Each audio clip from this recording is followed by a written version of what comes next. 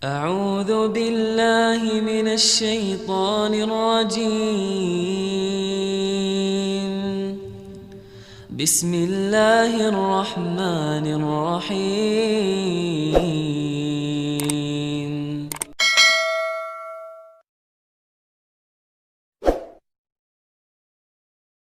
Kajian kita pada kitab Mabadi'il Fiqh pada halaman 33 dengan judul Babul Jihad. Jihad itu artinya perjuangan, usaha kita untuk berjuang. Dan dalam Islam, jihad itu didasari atas prinsip keadilan dan melawan kezaliman.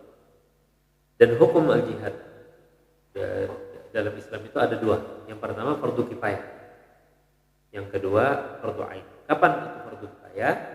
Yaitu kita setiap muslim itu wajib kita berusaha, berjuang sesuai dengan kemampuan kita masing-masing.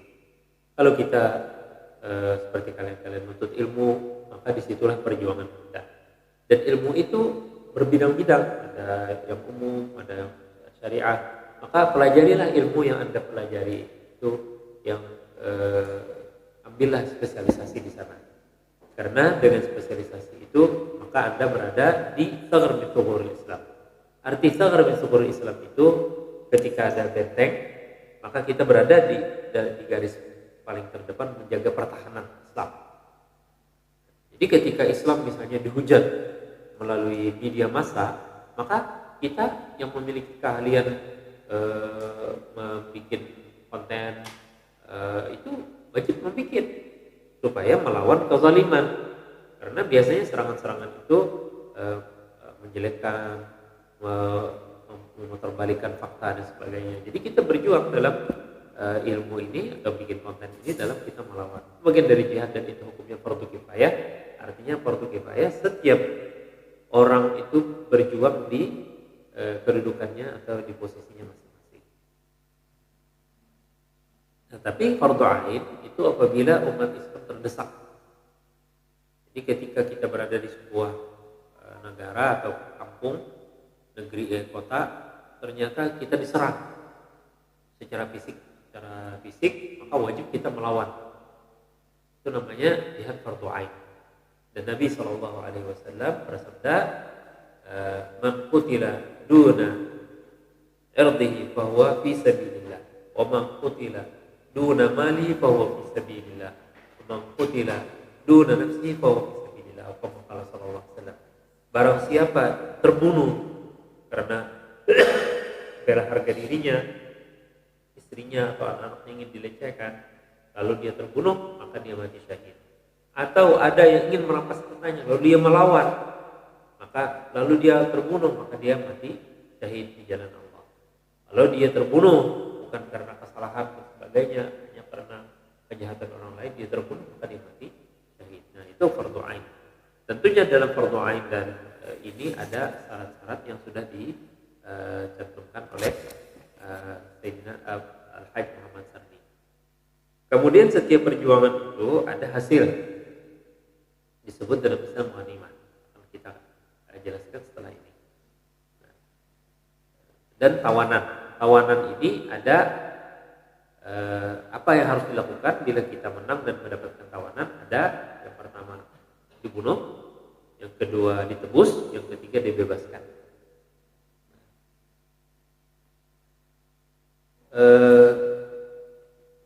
Umamah radhiyallahu anhu, beliau ini tokoh dari suku Hanif.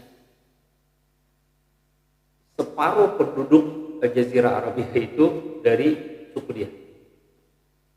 Sahabat Nabi ini dapat menawan dia, lalu diserahkan ke Rasulullah.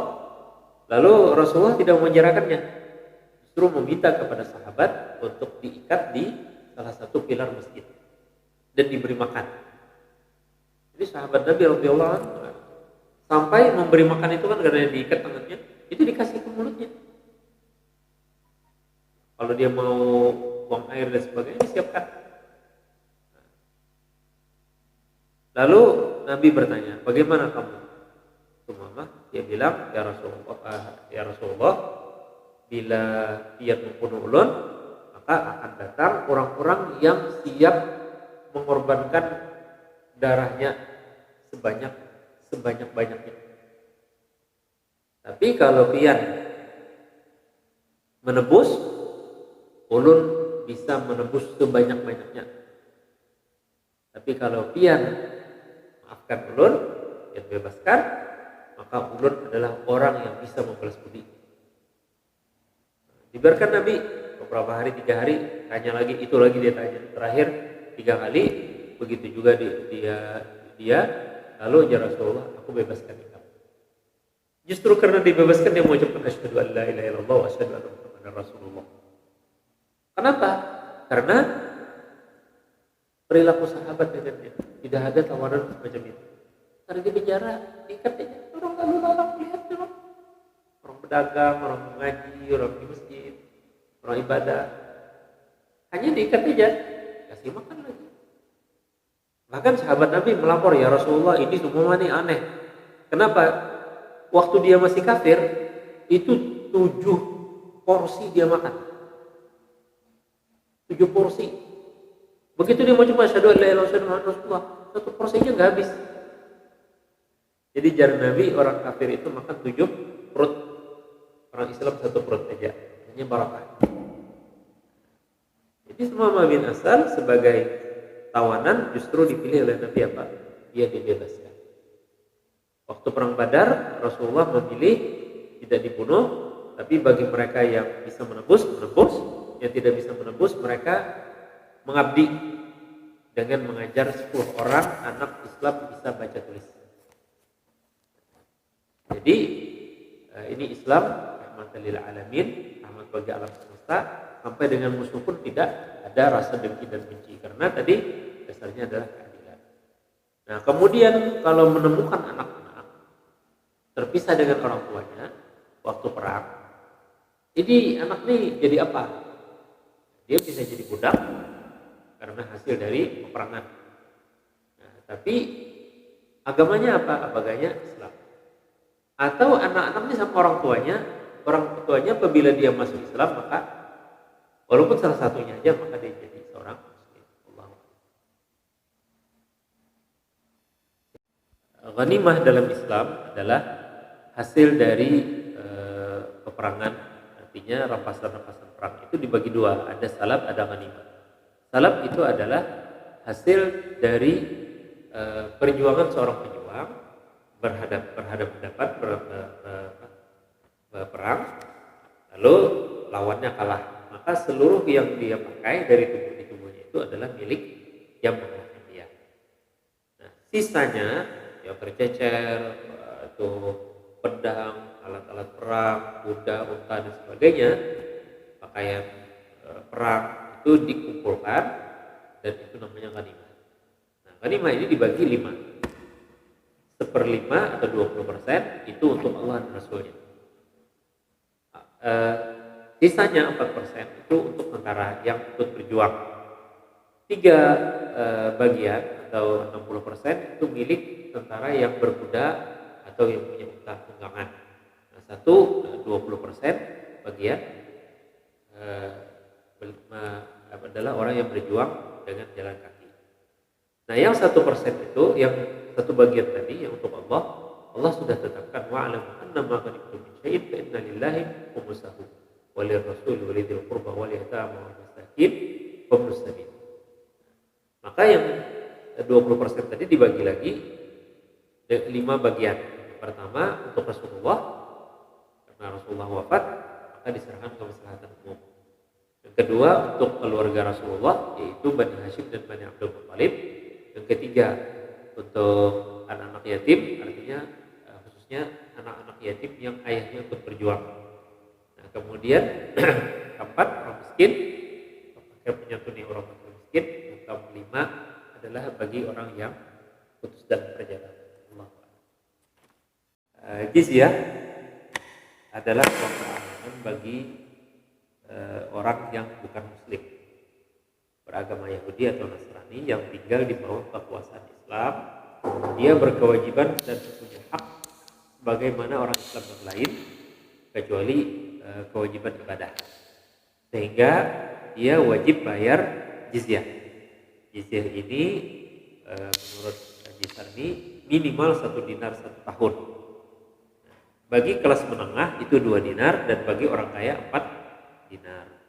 Nah, jadi kajian kita tentang al-jihad, ghanimah, jizyah menunjukkan kebesaran Islam. Agama Islam ini kalau berpuasa dia tidak zalim. Justru dia melindungi kezaliman, menjauhi kezaliman. Kejayaan Islam itu kita harapkan. Oleh karena itu kita semua wajib berjuang untuk kejayaan Islam. Coba saudara-saudari baca kitab judulnya Madza khasiral alam min ihmatil muslimin. Apa yang telah didapat kerugian oleh dunia karena orang-orang Islam itu terpuruk. Karya Abul Hasan An-Nadawi. Insyaallah itu ada terjemahannya. Judul kitabnya dalam bahasa Arab Madza khasiral alam min ihmatil muslimin. Apa yang diderita kerugian oleh dunia karena orang Islam kalah atau orang Islam terpuruk. Jadi dunia ini akan baik ketika kita orang-orang Islam itu berpuasa. Kenapa? Karena orang Islam itu berkewajiban untuk melakukan keadilan, melakukan perdamaian, melindungi orang-orang yang lemah, dan menyingkirkan atau paling tidak mencegah orang-orang melakukan kezaliman, sehingga dunia ini menjadi damai, bahagia. Mudah-mudahan kajian kita pada hari ini dapat menjadi inspirasi bagi kita semua untuk berjuang di jalan Allah Subhanahu wa taala. Apapun yang Anda juangkan, sedikit apapun, pasti Allah Subhanahu wa taala akan beri nilai di sisinya. Sebagaimana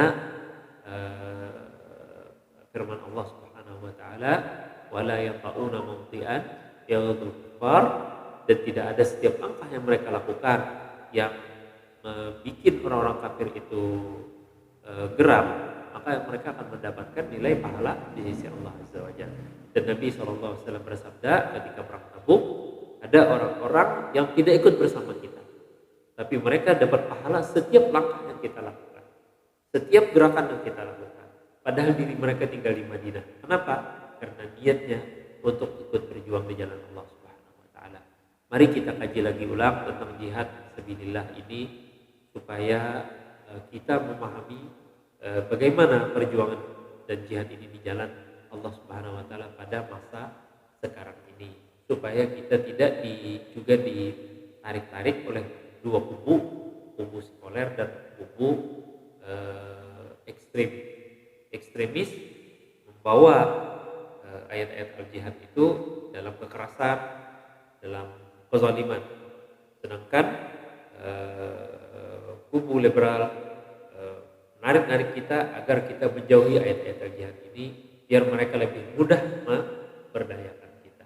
Jadi oleh karena itu kita berjihad yang kita kaji pada hari ini diharapkan masih dikaji lagi, insyaallah taala. Allah, mudah-mudahan Allah Subhanahu wa taala kabulkan doa kita. Allahu waliyut taufiq. Assalamualaikum warahmatullahi wabarakatuh.